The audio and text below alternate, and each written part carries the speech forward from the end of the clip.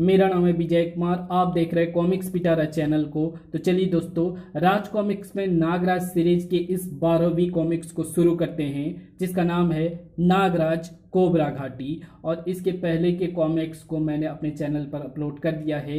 इसके लिए मैंने एक नई प्लेलिस्ट बनाई है जिसका नाम है Nagraj comics A to Z by sequence. और आप सभी जानते हैं कि मैंने नागराज की सीरीज को शुरू किया हूं, जिसमें नागराज की पहली कॉमिक से लेकर अंत तक की सभी कॉमिक्स को अपने चैनल पर अपलोड करूंगा। तो इसमें आप लोग हमें सहयोग करें और हमारे जो दूसरे चैनल हैं उसको आप सब्सक्राइब करें और उसको सपोर्ट दिखाएं। वो नया चैनल है, उस पर आप लोगों की सपोर्ट की ज़रूरत है, तो वहां जाएं और उसकी कुछ वीडियोस को ज़रूर देखें। दोनों चैनल का लिंक जो है इस वीडियो के डिस्क्रिप्शन में मैं डाल दूंगा। और दोनों चैनल का नाम है, एक का नाम है सेफ टेक टॉक्स और दूसरे का नाम है स्पोर्ट्स के सितारे। तो आप प्लीज़ जाइए और अपना थोड़ा सा प्यार ज़रूर दीजिए। ओके, तो चलिए बिना किसी देरी के इस शानदार कॉमिक्स को हम शुरू करते हैं। तो आप देख सकते हैं इसका कवर पृष्ठ जो कि कुछ इस तरह का है। ओके, और यहाँ पर इसके पहले के कॉमिक्स का संक्षिप्त विवरण दिया गया है। तो इसके लिए आप इसके पहले के कॉमिक्स को ज़रूर से पढ़ें, या तो आप प्लेलिस्ट वाले सेक्शन को फॉलो कर सकते हैं, या इस वीडियो के नीचे हो सकता है कि मैं इसके पहले कॉमिक्स का डिस्क्रिप्शन में लिंक दे दूं, तो आप उसे भी फॉलो कर सकते हैं। नागराज हेलीकॉप्टर पर सवार 6 ज्वालामुखियों के समूह के ऊपर उड़ रहा था। बाबा गोरखनाथ ने कहा था कि 5 ज्वालामुखियों से घिरे एक शांत ज्वालामुखी में महर्षि ज्वालानाथ जी का वास है। ये अवश्य ही वही जगह है। नागराज ने हेलीकॉप्टर सुप्त ज्वालामुखी पर उतारा। नागराज हेलीकॉप्टर से उतरकर ज्वालामुखी के मुहाने पर आ गया। उस बड़े छेद में ही ज्वालानाथ जी का वास होगा। फिर वो बेहिचक ज्वालामुखी की दीवार पर रेंगने लगा। छेद के पास पहुंचकर वो एक क्षण रुका। अब अंदर जाता हूं। और फिर वो अंदर प्रविष्ट हो गया। यहां तो कोई नजर नहीं आ रहा है कि तभी साए साए, ओह, इतने सांप चारों तरफ से निकले। बहुत से सांपों ने नागराज को घेर दिया। ये मेरा क्या बिगाड़ेंगे। इससे पहले कि नागराज आगे बढ़ता, उनमें से एक नाग ने मानव रूप धारण कर लिया। ठहरो युवक, कौन हो तुम? यहाँ क्यों आए हो? यहाँ से आगे बढ़ोगे तो सीधे यमपुरी जाओगे। मेरा नाम नागराज है। मुझे महर्षि ज्वालानाथ जी से बहुत जरूरी काम है और मैं उनसे मिलकर ही जाऊंगा। ज्वालानाथ जी से कोई नहीं मिल सकता युवक, वे साधना में लीन हैं। नागराज आगे बढ़ा। देखता हूं मुझे कौन रोकता है। अब अपने अंजाम के तुम जिम्मेदार स्वयं होगे। नाग पुरुष ने पलटकर अपने दंड से नागराज पर प्रहार किया। धड़ाक। नाग पुरुष फिर झपटा। कड़ाक। उफ, इसके दंड में तो घातक विष भरा हुआ है। नागराज ने संभलकर नाग पुरुष पर वार किया। मुझे इसे और कोई मौका नहीं देना चाहिए। और फिर उसने उस पर मुक्कों की बारिश कर दी। नागराज को रोकना इतना आसान नहीं है दोस्त। धाम धूम। फिर अब तुम तब तक नहीं हिलोगे जब तक मैं ज्वालानाथ जी से मिलकर वापस नहीं आ जाता। किंतु इससे पहले कि नागराज आगे बढ़ता, बहुत से नागों ने उसे घेर लिया। नागराज ने कराटे के वारों एवं जहरीली फुंकारों से कईयों को परलोक पहुंचा दिया। इनकी संख्या बढ़ती जा रही है। ये मेरा समय ही खराब करेंगे। मुझे अपनी नाग सेना से काम लेना होगा। नाग सेना के नागों ने वहां कहर मचा दिया। नाग पुरुष से नागों की तबाही ना देखी गई। ठहरो युवक, लड़ाई रोको, इनको मत मारो। मैं तुम्हें महर्षि तक पहुंचने का रास्ता बता देता हूं। नागराज ने नाग सेना को वापस बुला लिया और नाग पुरुष को भी आजाद कर दिया। हाँ, अब आए हो ना रास्ते पर। नाग पुरुष नागराज को एक छोटे से छेद के पास ले आया। नागराज, ये बिल ही कोबरा घाटी का रास्ता है। तुम यहाँ से अंदर घुस सको तो ही महर्षि से मिल सकोगे। नागराज मुस्कुराया। इसे तो मेरे नाग पल भर में चौड़ा कर देंगे। नाग सेना के सैकड़ों नाग मिट्टी खोद खोद कर नागराज के लिए रास्ता बनाने लगे। कुछ ही देर बाद छोटे से दिखने वाले सुराख को नागों ने चौड़ा कर दिया। और नागराज उसमें उतर गया। नीचे उसने अपने को एक सुरंग में पाया। धप। इससे पहले कि वो आगे बढ़ता, एक अज्ञात शक्ति उसे गुफा के अंदर खींचने लगी। ओह। और तीव्र वेग से वो एक विशाल अजगर से टकराया। अजगर की सांस के साथ ही वो यहां खींचा चला आया था। धाड़। सू।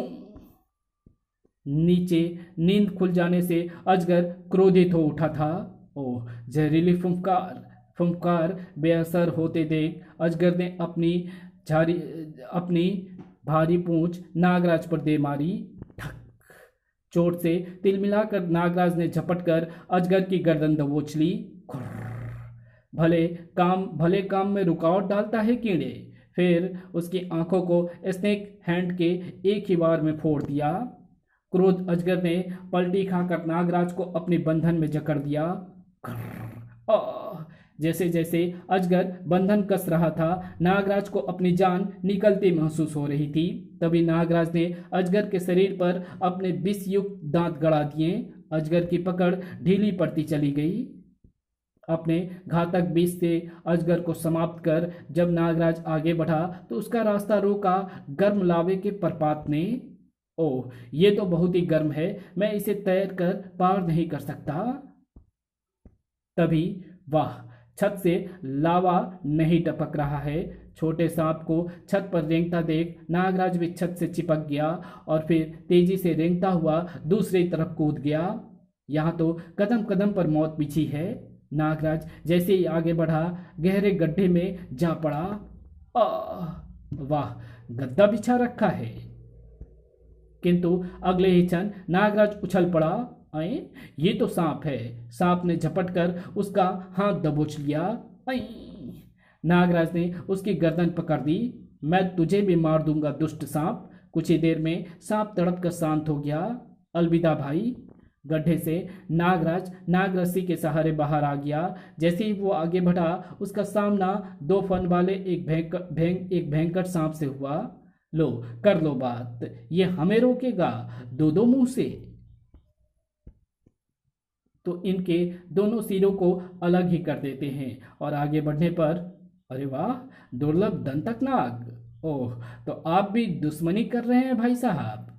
नागराज के मुष्टि पर हाथ ने धड़ाक दंतक के दो दांत हलक में और 2 जमीन पर उतार दिए। 100 सालों में इतने बड़े दांत आते हैं इसके। बेचारा गंवा बैठा। तभी जैसे हवा सी गुजर गई नागराज के सिर के ऊपर से। ये था लोम्बू, यानी उड़ने वाला सांप हमला करने के लिए दोबारा पलटा, लेकिन धुप। नागराज ने चपलता से 2 उंगलियां सांप की आंख में घुसेड़ दी। मुझे इन्हें मारना बिल्कुल अच्छा नहीं लगता, किंतु अभी मुझे हजारों आदमियों की जान बचानी है। तभी ओह, ये तो घोड़ा पछाड़ सांप है, अत्यंत बलशाली। सांप ने पलटी मारी। नागराज ने पूरी ताकत लगाकर सांप को पैरों से अलग किया और खड़ा हो गया। फिर उसने जमीन पर पटक पटक कर घोड़ा पछाड़ सांप को यमलोक पहुंचा दिया। सटाक। मुझे अफसोस है दोस्त। नागराज घोड़ा पछाड़ से लड़कर जैसे ही पलटा, फू, उफ। ओह, चितकबरा। कोबरा राज ने अपने सेना नायकों को भी चुन चुन कर रखा है। जवाब नहीं इसका भी। अगले ही क्षण चितकबरा नागराज पर झपटा। साएं। उफ। नागराज ने उसका गला पकड़ने की चेष्टा की, किंतु चितकबरा के शरीर पर मौजूद कांटों ने उसे हाथ खींच लेने पर मजबूर कर दिया। मैं तो इसके कटीले बदन को भूल ही गया था। चितकबरा फिर झपटा। नागराज ने उस पर मुक्का तान दिया। आ बेटा आ, मुंह ना सुझा दिया तो कहना। धाड़। किंतु चितकबरा ने मुंह की जगह शरीर आगे कर दिया। हाय रे चितकबरा, ये तूने क्या किया? ओह, ये तो फिर हमला कर रहा है। मुझे समझदारी से काम लेना चाहिए, वक्त पहले ही बहुत खराब हो चुका है। और जैसे ही चितकबरा नागराज के पास पहुंचा, नागराज ने उस पर जहरीली फुफकार से वार किया। चितकबरा इतना जहर ना सह सका। गलत आदमी से उलझ गए थे बेटा। वो जमीन पर गिरकर तड़पने लगा। फिर नागराज निर्विघ्न आगे बढ़ता गया। वाह, लगता है अब कोई बाकी नहीं रह गया। सुरंग भी खत्म हो रही है। लगता है यही महर्षि ज्वालानाथ जी हैं, पर ये तो साधना में लीन है। मैं उन्हें उठाता हूँ। नागराज जैसे ही आगे बढ़ा, एक भयानक आवाज ने उसे जड़ कर दिया। ठहरो, हैं? ये कौन बोला? मैं कोबरा राज हूं। तुम यहां तक तो पहुंच गए हो दुष्ट बालक, किंतु अब कोई और अनर्थ करने से पहले मैं तुम्हें यमलोक पहुंचा दूंगा। ओह, तो तुम ही कोबरा राज हो। ओह, तो तुम ही कोबरा राज हो। पहले मेरी पूरी बात सुन लो, फिर तुम खुद ही मुझे महर्षि से मिलने दोगे। ओह, तो तुम ही कोबरा राज हो। देखो, पहले मेरी पूरी बात सुन लो, फिर तुम खुद ही मुझे महर्षि से मिलने दोगे। नहीं, मुझे कुछ नहीं सुनना, बस मरने के लिए तैयार हो जाओ। कहते ही कोबरा राज ने नागराज पर बहुत सारा विष उगल दिया। नागराज ने एक तरफ कूदकर बचाव किया। ओह, ये तो कुछ समझता ही नहीं, मुकाबला तो करना ही पड़ेगा। नागराज ने फिर हलाहल से हमला किया। ओह, ये विष मेरे लिए भी घातक हो सकता है। अब इससे पहले कि कोबरा राज फिर विष उगलता, नागराज उछला और कोबरा राज को बचाव का कोई भी मौका ना देते हुए नागराज ने अपनी शक्तिशाली ठोकर से कोबरा राज का एक फन तोड़ दिया। कड़ाक, हिस। दर्द से तिलमिलाते कोबरा राज ने अपनी पूंछ की एक जबरदस्त टक्कर नागराज को मारी। सटाक। फिर उसने नागराज को अपनी पूंछ से लपेट लिया और उसके शरीर को जकड़ने लगा। अब तू नहीं बच सकता बच्चे। कोबरा राज की पकड़ से केवल मुर्दा ही बाहर निकलता है। उफ। दर्द से छटपटाते नागराज ने सारी शक्ति संचित करके कोबरा राज पर अत्यंत शक्तिशाली विष की फुंकार मारी। विष कोबरा राज की आंखों में समा गई। दर्द की अधिकता से उसकी पकड़ ढीली पड़ गई। हिस। उफ, मेरी आंखें। नागराज ने ये अवसर नहीं छोड़ा। उसने कोबरा राज की पूंछ पकड़ी और उसे धरती पर पटकने लगा। अब तुझे बताता हूं कि कौन यमलोक जाएगा। सटाक। धरती से टकराने से कोबरा राज का एक सिर और टूट गया। क्यों? दिखने लगा यमलोक। महर्षि बचाइए। फिर नागराज पूंछ छोड़कर उसके फन पर कूदने लगा। बचाइए महर्षि, मुझे इस इंसान से बचाइए। इंसान? अरे बालक कहो बालक। ए धम। कोबरा राज की चीखों से महर्षि का ध्यान भंग हो गया। ठहरो नागराज, मैं इसे खत्म कर दूंगा। नहीं नागराज, अब तुम इसे नहीं मारोगे। मेरे कहने पर ही इसने तुम्हारा रास्ता रोका था। आपके कहने पर? हाँ, हम तुम्हारी परीक्षा लेना चाहते थे कि तुम मणि धारण करने के लायक भी हो या नहीं। मणि परीक्षा? मैं कुछ समझा नहीं महर्षि। वत्स, तुम्हारे गुरु गोरखनाथ ने मुझसे संपर्क स्थापित करके तुम्हारे बारे में सब बता दिया था। तुम्हें दुष्ट टांगों के मुंह से निकलती आग से ये पोलक मणि ही बचा सकती है। ये दुर्लभ मणि किसी गलत हाथ में ना पड़ जाए, इसलिए मैंने तुम्हारी परीक्षा ली थी, जिसमें तुमने अपनी जान की बाजी लगाकर अपनी श्रेष्ठता सिद्ध कर दी है। किंतु महर्षि, वे जो नाग व्यर्थ ही मेरे कारण मौत के मुंह में चले गए। कोई कहीं नहीं गया नागराज, वो सब मेरा मायाजाल था। देख लो, वे सब स्वस्थ हैं और यहीं मौजूद हैं। ओह महर्षि, आप धन्य हैं। नागराज, तुम निश्चय ही वीर हो। कभी हमारी जरूरत पड़े तो अवश्य याद करना, हम तुम्हारी मदद को जरूर आएंगे। धन्यवाद दोस्तों, अब मैं चलूंगा। फिर महर्षि को प्रणाम कर नागराज चल दिया। सब कितने अच्छे थे। लावे के प्रपात के आगे वो ठिठका। ओह, खौलता लावा। मुझे इसमें चलकर देखना चाहिए कि मणि कितनी उपयोगी है। ओह, ये गर्म लावा तो शीतल जल की भांति प्रतीत हो रही है। कुछ ही देर में नागराज ज्वालामुखी से बाहर आकर अपने हेलीकॉप्टर पर सवार होकर उड़ चला बस्ती की ओर। अब मुझे जल्दी से बस्ती पहुंचना है। क्रो मेरा इंतजार करता होगा। लंबे सफर के बाद नागराज का हेलीकॉप्टर उजाड़ बस्ती के ऊपर मंडराने लगा। उफ, यहाँ तो केवल खंडहर एवं बूढ़े ही रह गए हैं। इधर क्रो नागराज के इंतजार में आसमान पर निगाहें गड़ाए बैठा था। बेटा कब तक ऐसे बैठा रहेगा? 2 दिन से भूखा है, ले खाना खा ले। वो नहीं आएगा। वो जरूर आएगा माँ जी, उसे आना पड़ेगा, उसने मुझसे वादा किया था। भाड़ में गया वो और उसका वादा। वो टांगों से डर कर भाग गया है। लो वो आ गया माँ, वो आ गया, गरीबों का मसीहा नागराज आ गया। नागराज ने हेलीकॉप्टर क्रो के पास उतारा। लो मैं आ गया क्रो, अब टांगों और टमटा की खैर नहीं। हाँ नागराज, क्रो ने फौरन बहुत सी मसाले एकत्रित की। मैं आ रहा हूँ टांगों, तेरी टांगें चीरने। और फिर दोनों खूनी कबीले की तरफ दौड़ पड़े। खूनी कबीले पहुंचकर उन्होंने एक भयानक दृश्य देखा। चलो इन अंगारों पर, जो इन्हें पार कर देवता तक पहुंच गया वो बच जाएगा, और जो बीच में रह गया उसकी बलि चढ़ा दी जाएगी। नागराज, ये इसी तरह रोज 10-15 लोगों की बलि चढ़ाकर उन्हें खा जाते हैं। उफ, खूनी खेल। तभी उनकी नज़र पोमा चोमा एवं सुगा पर पड़ी और उनके मुंह से सिसकारी निकल गई। देख लो बेवकूफ़ो, तुम तीनों के कारण इन लोगों का ये अंजाम हुआ है। और वो नागराज भाग गया ना गीदड़, मुझसे डर के। सटाक, नागराज को कुछ ना कह नीच। उफ, टांगो सुग्गा के जवाब से तिलमिला उठा। देखते क्या हो, दौड़ाओ सालों को अंगारों पर। सटाक भागो। और मजबूर बस्ती वाले जान बचाने के लिए नंगे पांव अंगारों पर दौड़ने लगे। आ, उफ, बस्ती वालों के हृदय विदारक चीखों से वातावरण थर्रा उठा। तभी सांप। मौका पाकर बस्ती वाले भाग लिए। नागराज आ गया। नागराज और क्रो ने अंदर छलांग लगाई। नागराज आ गया है हरामजादो, अब तुम नहीं बचोगे। धप, नागराज ने बस्ती वालों की तरफ बढ़ते जंगलियों पर नाक छोड़े। तुम लोग अपने और साथियों को छुड़वाओ, बचो सांप। क्रो ने कबीले की झाड़ियों पर मसालों की वर्षा कर दी।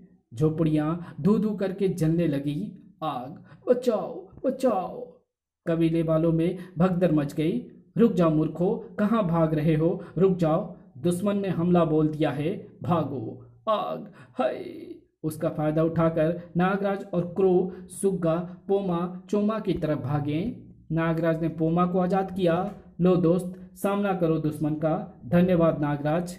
क्रो ने पेड़ में धंसे तीर को काट दिया।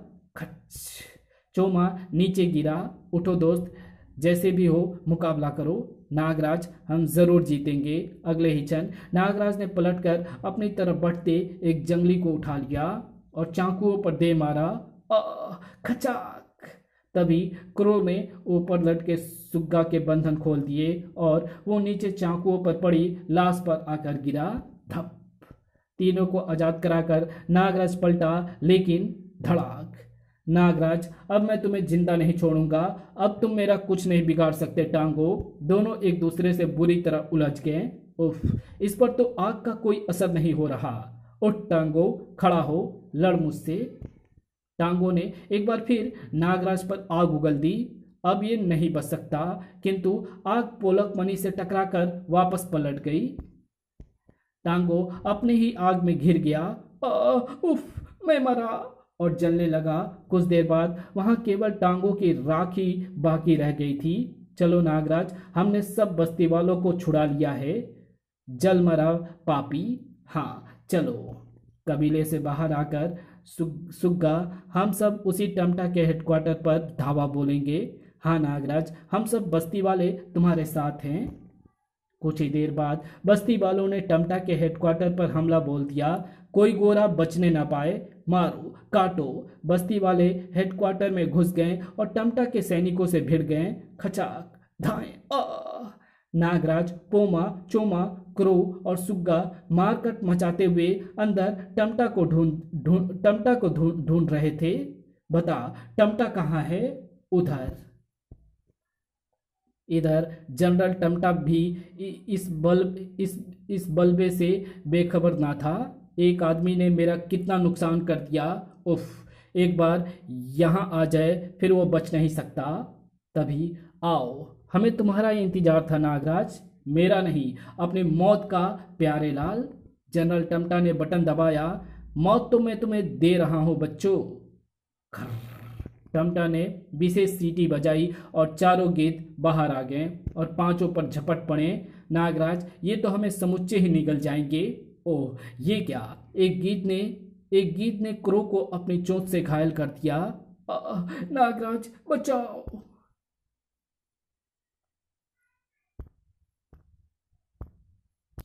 नागराज ने अपनी तरफ बढ़ते गीत पर नाक छोड़ा। सुग्गा, इसकी आंखों पर चाकू मारो जल्दी। सुग्गा ने क्रो की तरफ बढ़ते गीत पर चाकू फेंका।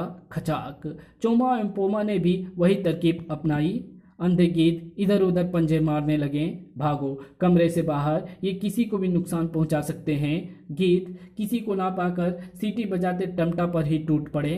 बचाओ! कुछ ही देर में वे उसे चट कर गए। टमटा के मरते ही लोगों ने बहुमत से शासन की बागडोर सुग्गा को सौंप दी। नागराज, आज मेरे देशवासी कितने खुश हैं, सब तुम्हारे कारण। तुम कुछ दिन और रुक जाओ यहाँ। नहीं जनरल सुग्गा, अब मुझे बहुत जल्द भारत जाना है। वहां भी कई अत्याचारियों का शासन बदलना होगा। नागराज जिंदाबाद। और फिर नागराज उनसे विदा लेकर अपने और फिर नागराज उनसे विदा लेकर उसने अगले अभियान पर चल पड़ा। आपको ये वीडियो कैसी लगी? वीडियो अच्छी लगे तो इस वीडियो को लाइक शेयर कमेंट ज़रूर कर देना। चैनल पे नए हो तो चैनल को सब्सक्राइब ज़रूर से कर लेना। और स्पीड मेरी थोड़ी ज़्यादा है, कम है, और आवाज़ मतलब कम लग रही है या मॉडरेट है, ठीक ठाक है, या ज़्यादा है, किस तरह की है, इसे आप एक बार कमेंट में लिख करके ज़रूर से बताना। और सीरीज को मैंने शुरू किया है तो ख़त्म करने की कोशिश रहेगी जल्दी से जल्दी। और आप लोग हमें फॉलो ज़रूर से कर लें, दूसरे चैनल को भी सब्सक्राइब करें। एफिलिएट आपको जो भी फ्लिपकार्ट से ख़रीदना है तो आप हर वीडियो के नीचे में आपको कोई ना कोई आपको डिस्क्रिप्शन में लिंक मिल जाएगा, उस पर क्लिक करेंगे तो आप जा कर के कुछ भी फ्लिपकार्ट मिंत्रा से ख़रीद सकते हैं। इसके अलावा आप आप हमारे चैनल के मेंबरशिप ले सकते हैं, या सुपर थैंक्स के जरिए आप हमें कितना हो मतलब 10 रुपये, 5 रुपये, 50, 100, 200 या जितना भी आपकी मर्जी हो या कैपेसिटी हो, उसके हिसाब से आप हेल्प कर सकते हैं। बहुत सारे तरीके हैं हेल्प करने के, तो आप कर सकते हैं। मिलते हैं आपसे किसी नई वीडियो में, तब तक के लिए बाय।